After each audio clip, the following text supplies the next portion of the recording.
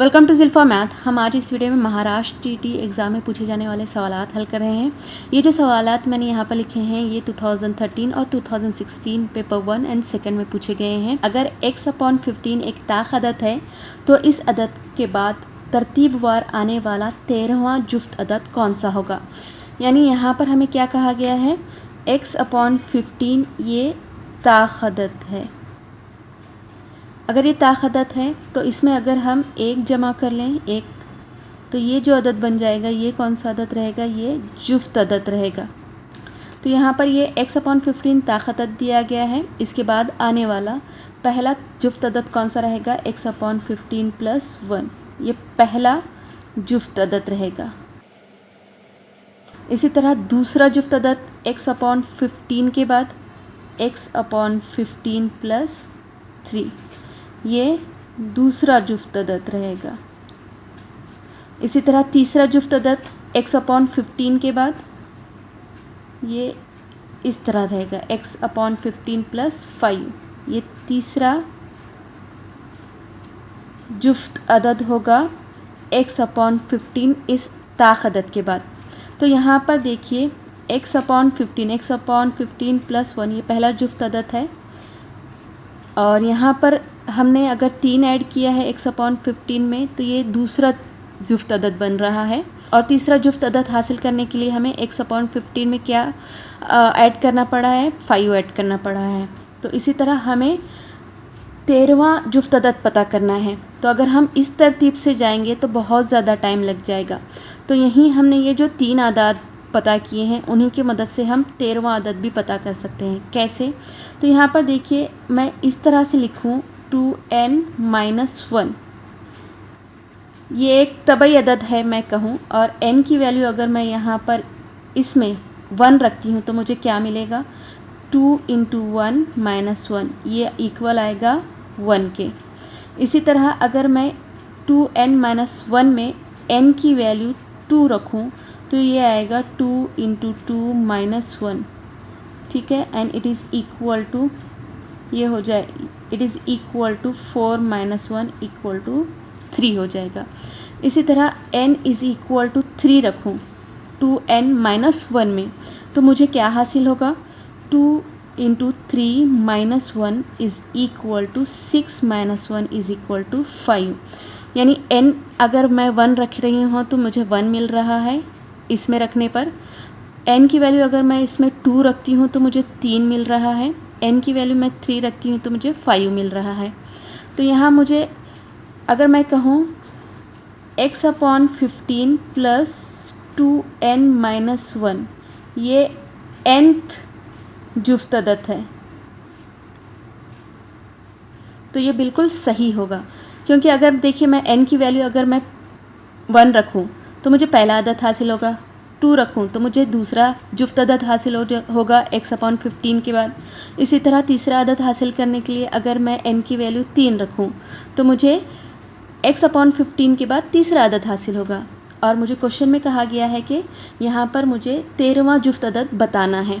तो यहाँ मुझे n की वैल्यू क्या रखनी होगी, अगर 13वां जुफ्त अदद मुझे पता करना है तो मुझे n की वैल्यू यहाँ पर इस फॉर्मूले में n की वैल्यू 13 रखनी होगी।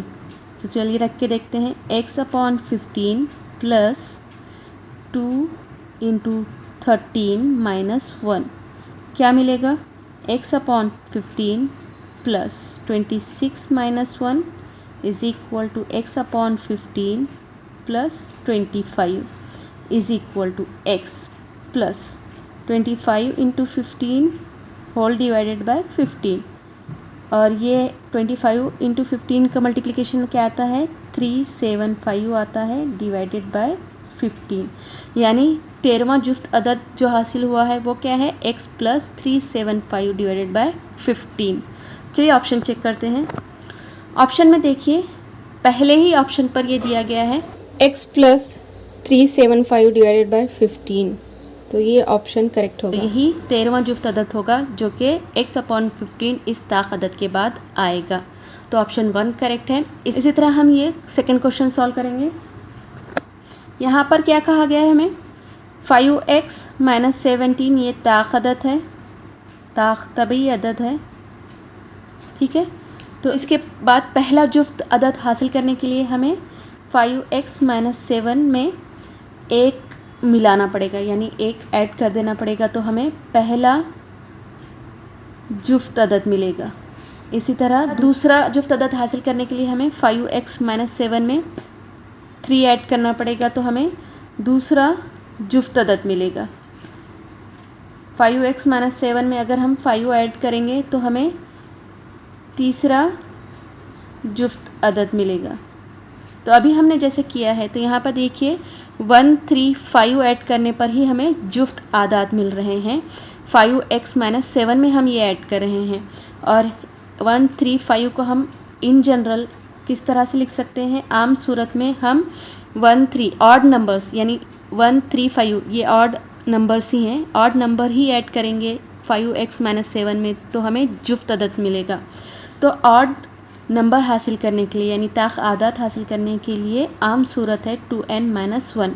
इसमें अगर हम n की वैल्यू 1 रखेंगे तो हमें क्या मिलेगा? 2 × 1 - 1 = 2 - 1 = 1। इसी तरह n की वैल्यू 2 रखने पर हमें 3 मिलेगा, और n की वैल्यू इसमें हमें 3 रखने पर 5 मिलेगा, करेक्ट। अगर हम 5x - 7 + 2n - 1 रखते हैं तो ये जो अदद हमें मिलेगा, तो ये अदद क्या रहेगा?